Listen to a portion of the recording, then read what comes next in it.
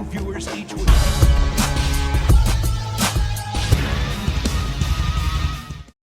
Welcome to 3 Count Commentaries. I'm actually in a good mood. Smackdown was actually good. It had everything. Good creative, stars, good booking, quick pace, nothing lingered and went on for too long. Hey, and it had a big surprise at the end. This is probably one of my favorite episodes of SmackDown that I've ever watched. It was that entertaining. I was highly entertained watching SmackDown. That doesn't mean everything was perfect, but it means that in comparison to the rest of the Triple H stuff, this was very good.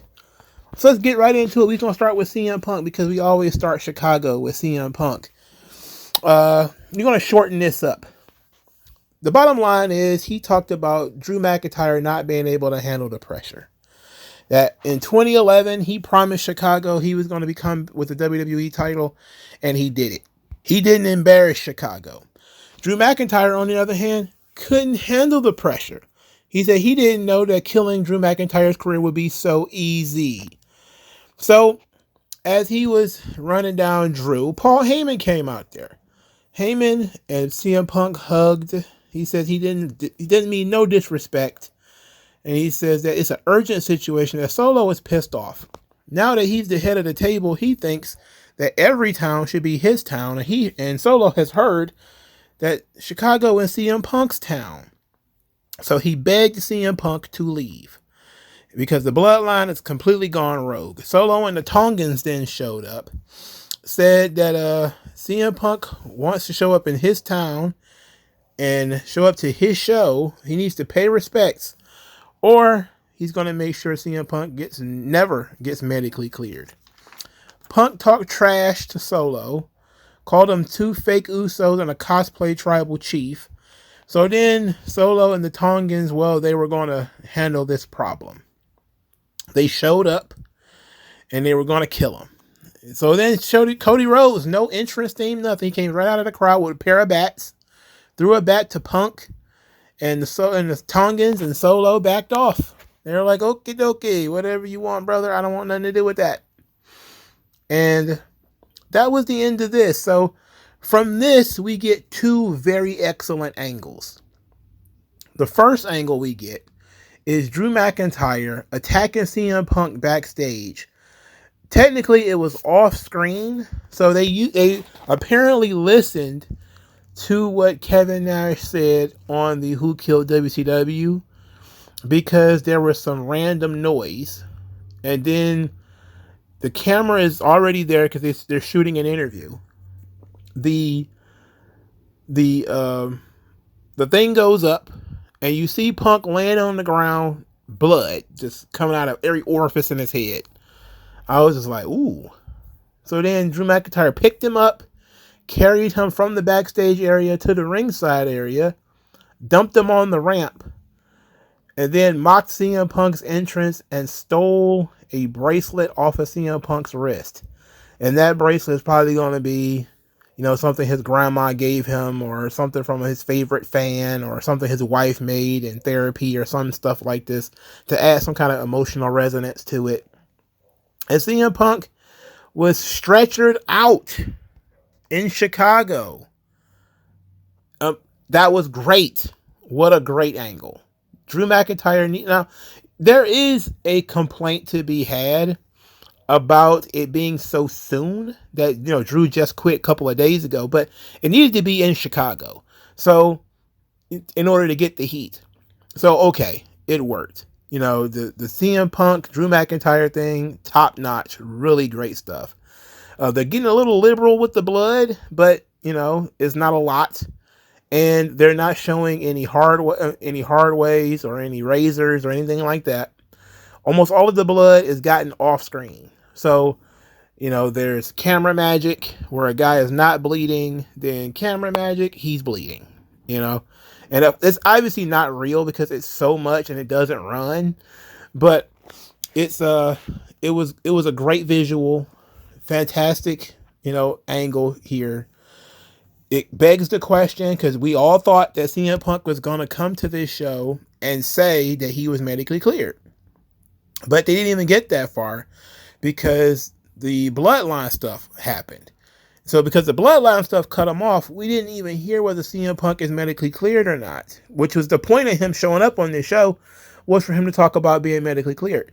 But because he was, he was rubbing it in how he embarrassed Drew McIntyre, he got distracted by that.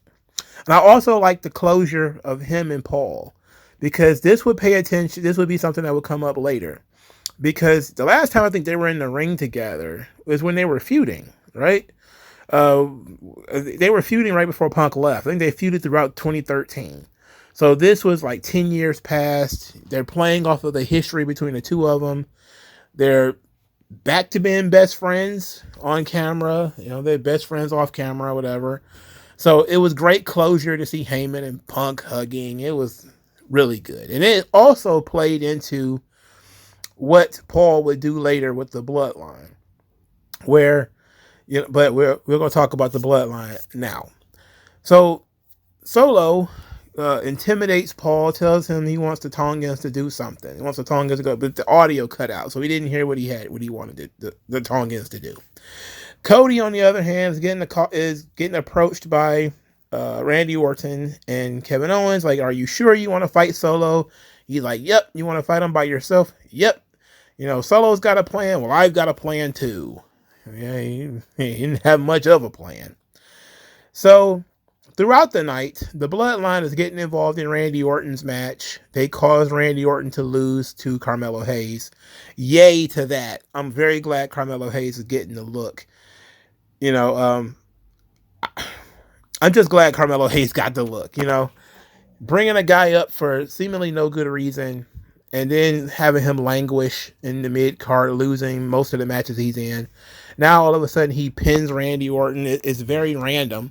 But because it's Money in the Bank and Randy ain't got no business doing that anyway, I'm okay with this.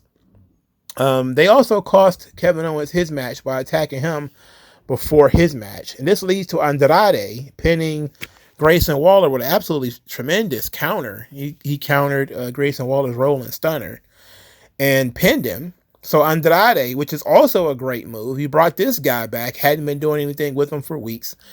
He's complaining on social media. They actually seemingly curb stomped that angle between him and Legado del Fantasma. So apparently that angle is dead. He's now stuck with the Twitter championship, but at least now he's going to get to be in the Money in the Bank match. It's only going to be his second pay-per-view, if I remember, well, third, if you count Royal Rumble. It's only going to be his second or third pay-per-view appearance since he's been back, and he's been back, 5 months, 6 months. So Andrade needs something, I think Andrade should be one of the guys that should be a front runner for winning Money in the Bank. I really do think you needed to strongly consider Andrade El Idolo winning Money in the Bank. I know some people don't see what I see in him, but I really like Andrade. And I think he carries himself well. He carries himself like a champion. We didn't get to see much of it because he didn't get no entrance. And then Carmelo Hayes also didn't get no entrance. But for me, Andrade carries himself like a big star. And if the presentation matched the way he carried himself, I'm talking about with the suits and the mask and all that kind of stuff, and you really tweak this thing correctly, he could be huge, So I would strongly suggest consider Andrade as Mr. Money in the Bank. But him and Carmelo Hayes winning was great. They played it up for storyline with the bloodline costing both Randy and Kevin Owens the match. So that was fine. We get to the main event. Cody Rhodes, Solo Sikoa. There's been a lot of hubbub on the internet about when this match was actually going to happen. Some people saying, it's going to happen at Money in the Bank. Other people saying it's earmarked for SummerSlam. I could pretty much tell you at this point it's probably going to happen sooner than SummerSlam. But, so they booked the match for tonight. And I knew it was going to be a disqualification. I mean, it was so obvious that Solo was actually a top contender for the title. And whenever they fight, it's going to be a title match. So Solo goes in there. They do a little something here and there, but they barely got started before the Tongans jumped in and big old disqualification. So then Randy Orton, Kevin Owens, they come running out there, even though Cody told them not to. They came out there anyway. There was a 3-on-3 fight. Solo is in the corner. He's actually begging off. And then he starts to grin and smile. And we see Jacob Fatu. He shows up and he absolutely destroys everybody. He botched the spear through the barricade with Randy Orton. But it probably wasn't his fault. It probably had something to do with the barricade, how they put it together. It didn't collapse properly. He splashed Cody Rhodes through a table from the top rope. It was ill. It was really ill shit. The crowd is going nuts. The energy was there. When Solo hugged him, he didn't even hug Solo back. He was so on fire. Brother, there's been a couple of things floating around. A couple of days ago, there was a filing for Caesar Sikoa, or Kaiser Sikoa, which is the appropriate pronunciation of what you call Caesar. It's really pronounced Kaiser. And people thought that it was going to be a renaming of Solo Sikoa. People also suggested that it was going to be Jacob Fatu. And it's a sensible change for Jacob Fatu. So I'm okay with his name is going to be Caesar Sikoa. I'm all right with that. Jacob Fatu is the name that everybody knows, but it's okay. Caesar also is a nice little play on the name Roman. Caesar's Roman. You get it? So I like it. This is a really good angle. Great angle. Great introduction to Jacob Fatu. They brought him in a Smackdown, Chicago. So everybody knew who he was. And they let it, drip out that he's probably going to have a new name, which got people talking about him. So a lot of people thought that the new name was actually going to be for Solo, which it could have been, but that was great. Now, because the Jacob Fatu thing happened, clearly there's just a lot of excitement around that. But before the match, there was also some very interesting developments. This is what I mean by I really like this show, because they didn't waste any time. Usually, but this shows that Triple H wastes a lot of time. It was revealed on this show that Roman Reigns made a promise to Paul, because Paul says, that Solo Sikoa is breaking some commandments here. Roman promised that CM Punk was off limits because CM Punk was special to Paul Heyman. So Punk was going to get a pass because of Paul, but because Solo is now running the show, ain't no pass, right? So I like that. That was a nice little, and it plays into earlier where, Heyman goes into the ring with Punk and he says, "Take me with you. Take me with you." So it plays into that. And it also is something that's going to come up later, no doubt. But the second thing is that Cody Rhodes is not somebody that Solo Sikoa is supposed to handle. That's supposed to be Roman Reigns who's going to handle that when he comes back. And Solo says, well, hate to be the one to tell you, Roman ain't coming back. And I don't think it got the reaction that it should have, because, the music is playing and, but that was one of those big ooh moments, because Paul is like, what do you mean? What do you mean Roman's not coming back? How could that be? How are you so sure? So now Solo thinks Roman's not coming back because he ain't come back yet, which of course means that his comeback is imminent, which makes this thing all the more sweeter. So this is amazing. The Bloodline stuff is really good. I know most people have been making fun of Solo Sikoa as the leader of the Bloodline. They think that he doesn't quite fit. People are saying he has no aura. He's auraless.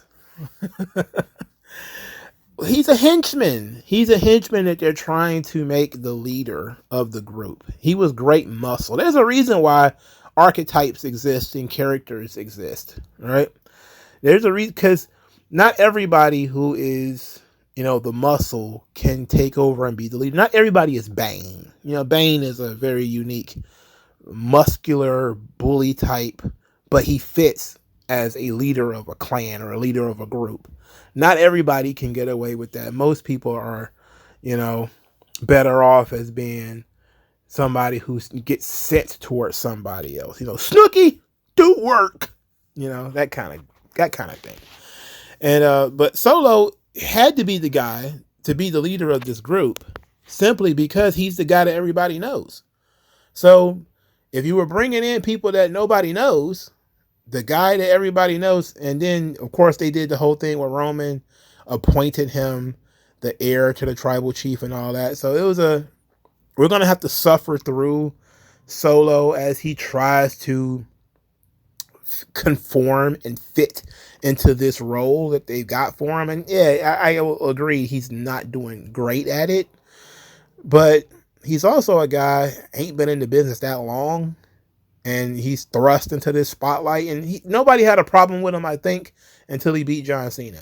Then I think there was a lot of high expectations, and he's not meeting those expectations, which means he probably shouldn't have beat John Cena, if we're being honest. Because I don't remember anybody complaining about Solo Sikoa until he beat John Cena. Then all of a sudden everybody was like, wait a minute, whoa, this guy. And now he's getting a huge push, and people are kind of like, nah, we're not feeling it. And there was a lot of this chitter chatter about, they're concerned Jacob Fatu might overshadow Solo Sikoa. It's like, they don't care about that kind of shit, man. They don't think about that stuff, man. They put The Rock with Roman Reigns, for God's sake. They don't care about this. They ain't thinking about that. If it gets the angle over, they don't care. They're not going to switch the spots either. They're just going to run with it. If Jacob Fatu gets super over, what I mean by over, I don't mean he's over in Chicago, and they're going to be in New York next week. He's probably going to be over there too. I mean, like when they go to buttfuck West Virginia, are people going to care about Jacob Fatu? Are they going to care when they go to Charleston, South Carolina, or something like that? That's the real measure of people being over. Not, are you over in your hometown? Are you over in the smart cities like Chicago and Philadelphia? Oh, you're over in New York. Oh, okay, great.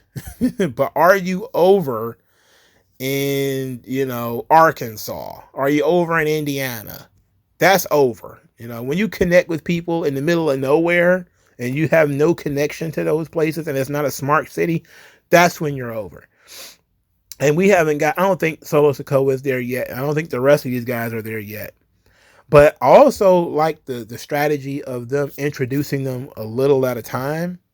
Like, it would have been easy. Like, we remember when the DX Army was formed, they brought the New Age Outlaws and X-Pac. They brought them all in at one time. This is a smarter way of doing it. They bringing them in dribs and drabs. They brought in Tama first. Then they teased Tongaloa. Then they brought Tongaloa in. They teased Hikuleo coming in. But then they switched it. And instead of bringing in Hikuleo, they brought in Jacob Fatu. So that's great. They're still going to bring in Hikuleo because they're going to have a fifth man in that group. But it's going to be tremendous. Hikuleo, I have not watched him as a solo wrestler. I've seen him mostly in those New Japan tag matches, and those things are incredibly boring. I don't know how anybody can sit through all those 8-man, 12-man tags that they have. It's so stupid. So I can't give you a hoot. And I heard his name is going to be Tala Tonga because he's tall, but whatever. I don't think that's really going to be his name. But when they fully form this thing, it ought to be really fun when they really form this bloodline. But the Jacob Fatu thing obviously is going to be the big statement. And to happen on the same night CM Punk gets stretchered out, that's very cool. That's extremely cool. And I'm very happy with this show. Okay, so let's hit some of the other bullet points from things that happened on the show that were not major. Bianca Belair lost her qualifying match. I'm only okay with her losing because Chelsea Green needs an opportunity. So looking at the list of people that's, more likely to make it, Bianca's a 3-time champion. She doesn't need to win, Money in the Bank. She don't really even need to be in it. And besides, I think from what it looks like, especially from the promo they had earlier with her and Jade, they're probably going to move Bianca and Jade back into the tag team division. And it seemed like my feeling at Clash of the Castle was right. And that is, we were just going to take the belts off of them for the night, put them in the Money in the Bank thing, get them out of it real quickly, put them back together as a tag team. And, they will have had their chance at Money in the Bank, but they're still going to make the show. Otherwise, everybody knows I ride hard for Bianca. She's one of my favorite wrestlers in the world right now.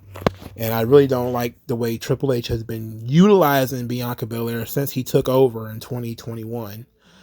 Or 2022 or whatever. But that being said, Chelsea Green, incredibly talented young lady, very entertaining. As long as it's not Mia Yim, I'm fine with it. So Bianca lost, but there is something for her to do. There is an alternative to her being pushed down everybody's throat as a singles act. And Chelsea Green is somebody that's right on the cusp who needs something to take her to the next level. She could be like new Carmella. So I'm okay with Chelsea Green. So speaking of somebody who needs something, Blair Davenport threatened Bayley by saying she's going to win the Money in the Bank and beat up Bayley. Apparently she's going to be in the Money in the Bank qualifier next week with Naomi. And I forgot who the third person is. It doesn't matter. Blair Davenport does need to win that match. I know she hasn't even been featured on the show, which is why she needs to win the match, for God's sake. She needs something. What'd you bring her up for?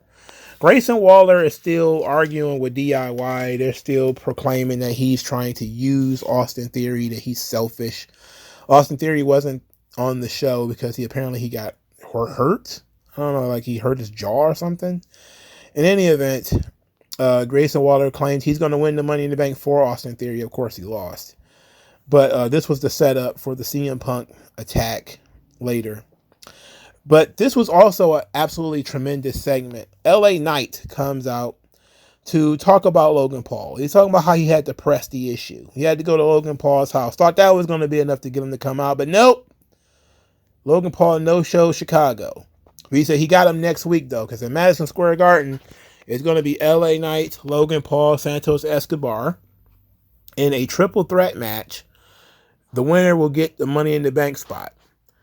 And he's going to get to beat him twice. So Santos Escobar walks out there, says that LA Knight is delusional and that he's a Logan Paul fanboy. They fight for a little bit before LA Knight hits the BFT on Santos Escobar. When he turns around, he gets sucker punched by Logan Paul. Then Logan Paul knocks him out with the knockout punch.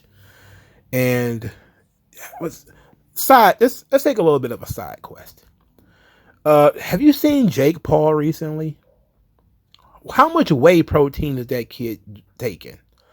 His hair's thinning, but now he's built like a bookshelf. What is he on? He has to be on some kind of cycle. He's on steroids. He clearly has to be. Because he's the shorter of the two brothers, but he's so huge now. He's massive. Jake Paul is on something. All right. And I recently saw him running like Little Mac on Mike Tyson Punch Out. And I'm just like, he is so bulky now. Like he was never that bulky before. What's going on with that kid? Somebody let me know. I know that the Mike Tyson and Jake Paul fight got postponed. It needs to be canceled, if we're being honest. But because Mike had some kind of health issue. But apparently the fight is still going to happen. It's just going to happen later. Now back into the wrestling part. Santos Escobar clearly needs to win this match and get into the Money in the Bank. I would not put it on him. I don't think he's high enough on the card. But clearly Santos Escobar is going to be the guy who's going to benefit from LA Knight and Logan Paul wanting to beat each other up. And you're going to need more matches on the card than just the Money in the Bank matches. So Logan Paul or LA Knight, one of them is going to have to take a pin so that Santos Escobar can get into that Money in the Bank. And then they can have their match at Money in the Bank. Because I don't see what would be the point in them waiting to have their match at SummerSlam. I don't know. Why would you wait to do that? All right. So Tiffany Stratton, she mocked Mia Yim for losing. Me and Yim did a Styles Clash, by the way. I forgot to mention that, and it was actually pretty well done. Mia Yim then says that Tiffany Stratton is running to Nia Jax for protection. And then she slapped Tiffany Stratton and then got crushed by Nia Jax, who is apparently liking Tiffany Stratton. I know that they're friends now in real life, so it kind of works out. But this was fine, I guess. Tiffany Stratton definitely needs to be in the Money in the Bank match, and she most certainly should be a person that you're thinking about giving it to her. I mean, I think the pink briefcase really would get over very well. I really do just hate that they've pretty much threw away the entire character she built in NXT, though. That sucked. She's also not featured enough for my taste, especially for how over she was. But whatever. In terms of news and notes, well, the biggest news and notes clearly were in the show that they did a nice little write-off for CM Punk and the debut of Jacob Fatu. But apparently they're going to move the Royal Rumble to February. Now, it's like a week or two late, because usually the Royal Rumble is in late February. Late January. But it seems like they're about to make some kind of deal with Indiana, the state of Indiana, to run a series of events there. And one of those events is going to be the Royal Rumble. But this means that the pay-per-view has to be on the 1st of February. Now, usually the Royal Rumble is around the 27th, 28th, 24th. So it's only like another week. But this is TKO just doing shit. This is my issue with TKO just doing shit. I gotta wait. There's not going to be a pay-per-view in December or January. That's ill, man. That's some real ill shit. And with the glacial pace of I've been, talking glowingly about this SmackDown, but this is 1 week. Next week is probably going to go back to the regular glacial pace of the show. I can't imagine how tiring this show is going to be throughout all of December and January. I just cannot imagine how terrible it's going to be. How boring this product is going to get at that point. But at least we had something great tonight. Let me know what you guys think. Like, share, subscribe. I'll talk to you guys later. Peace out.